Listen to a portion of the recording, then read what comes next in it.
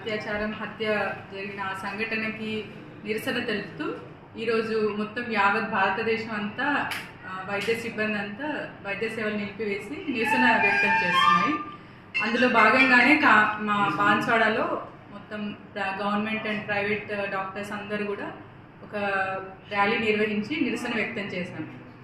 ఇలాంటి సంఘటనలు మళ్ళీ జరగకుండా నిందితుల్ని కఠినంగా శిక్షించాలని మేము శాంతియుతంగా ర్యాలీ నిర్వహించి నిరసన తెలిపాం.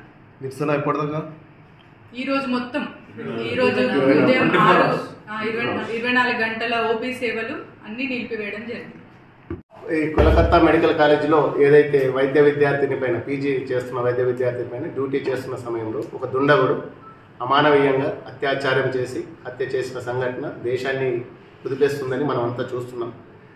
దీనికి సంఘీభావంగా ఐఎంఏ పిలుపు మేరకు దేశవ్యాప్తంగా వైద్య సేవలు నిలిపివేయడం జరిగింది. దానిలో భాగంగానే ఈ బాన్స్వాడలో ఐఎంఏ ఐడిఏ రెండు అసోసియేషన్స్ కలిపి మేము ఈరోజు శాంతియుతంగా నిరసన ర్యాలీ చేపట్టాము.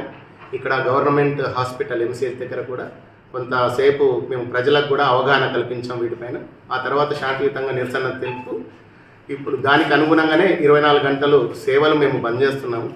దీన్ని ప్రజలకు కొంత ఇబ్బంది కలగవచ్చు, కానీ అయినా సరే ప్రజలు ఇటువంటి సంఘటన జరగకుండా వాళ్ళపైన కఠినంగా శిక్షిస్తారని ప్రభుత్వం మేము 24 గంటలు బంద్ చేస్తున్నాం. ఒకవేళ ప్రభుత్వం ఇటువంటి కఠినమైన శిక్ష వేయకపోతే, దానిపైన చర్యలు తీసుకోకపోతే ఆ తర్వాత మేము ఎమర్జెన్సీ సేవలు కూడా నిలిపివేయడానికి ఆలోచిస్తున్నాం, చర్చలు జరుపుతున్నాము.